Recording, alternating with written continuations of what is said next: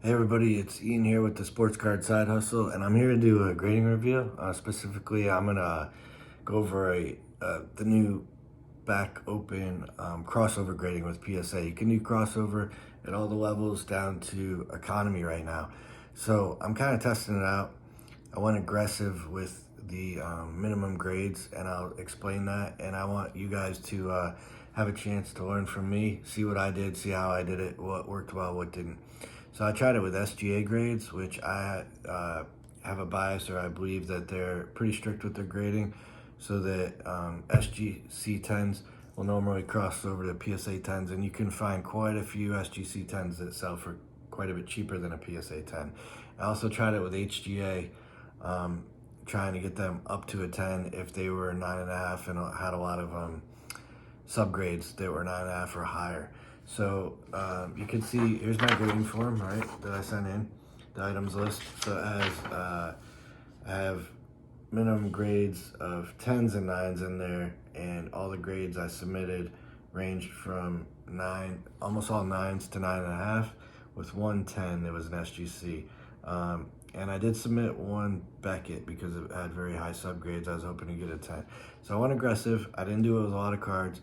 Took some risk. It might cost me some, but all those that cross over, it'll really increase the value a lot. It's going to be a higher grade or a SGC 10 for a PSA 10. So let's see how it goes. I put in 11 cards. All right, so I already broke all the seams on the box to save time. So give me a second to get it all out.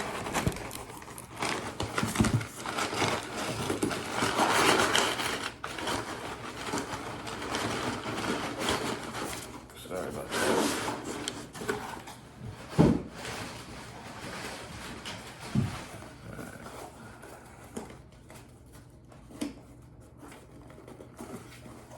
Forgot this part would be tape too, but give me 1 second.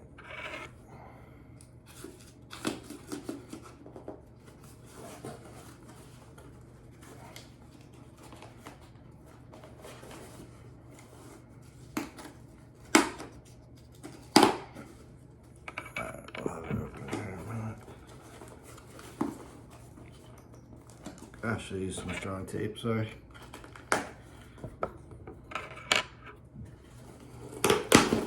Alright, so let's see the first card. Go, okay. So the first card, I had an SGC 9, Devin Booker, and I was hoping that would cross over to a PSA 9, but you can see that it didn't from the list, right? So I had a minimum grade of a PSA 9. They're saying that they couldn't be sure that was a PSA 9, so they did not break it open. All right, let's see the next one.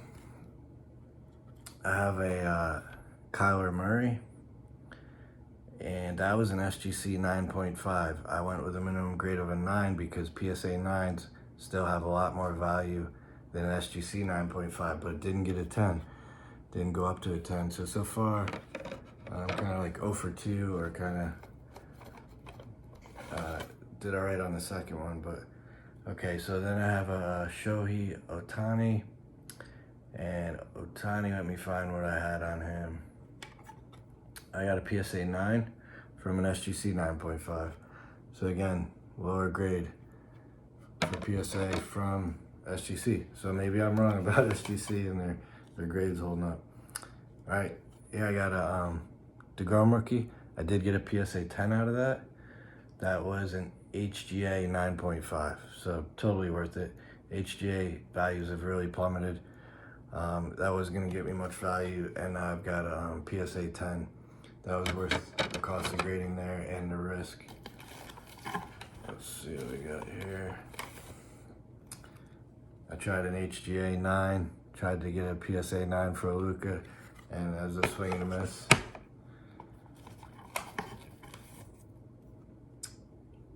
Tried to get a 10 from this HGA 9.5 because, I'm sorry, I think I even had a minimum subgrade of a 9, and they wouldn't break that out and give me a 9 from a 9.5 HGA.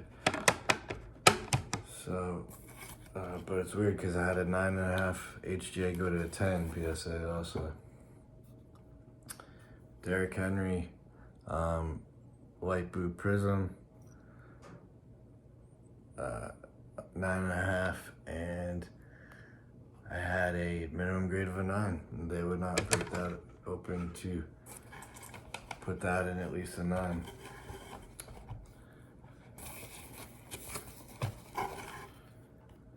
Okay, so here's a Wander Franco rookie, 2019 Bowman. Did get a 10 out of that. Gem mint. Let's see what it was before in the forum here. So I've got them all in the forum if anybody doubts what I had. I had an SGC 10, got it super cheap because it was SGC. People really don't like SGC much for modern, and it did cross over to a PSA 10. So that one, the value will increase. All right, and then I have a Khabib Nurmagomedov. I always have trouble saying his name.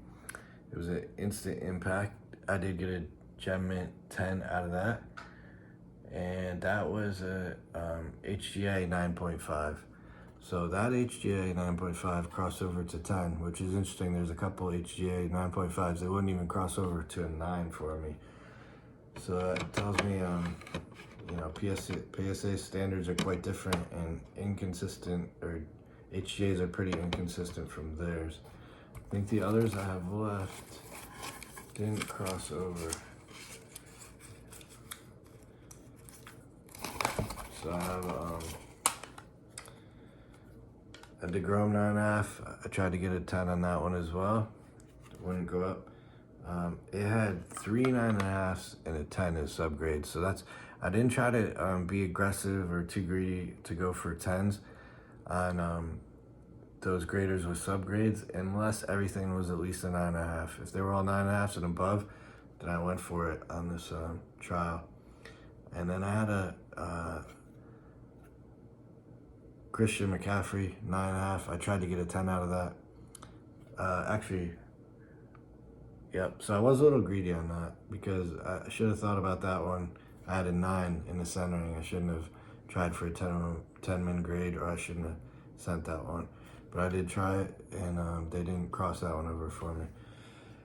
So I had a couple wins. Overall, I'd probably end up not making my grading back, or coming out about even with the ones that really increase in value, like the Degrom, the UFC, the Wander Franco does increase, but it was worth a shot, and I kind of learned which ones. I don't see that HGA does very well to cross up to 10s, even if you have a lot of 9.5s and 10s as subgrades. So what I look for, if you're trying to cross over 9.5s to 10s from companies you think are pretty strict with their grading, is cards where you're okay with getting a PSA 9, because that PSA 9 has a higher value than the 9.5 in SGC or HGA.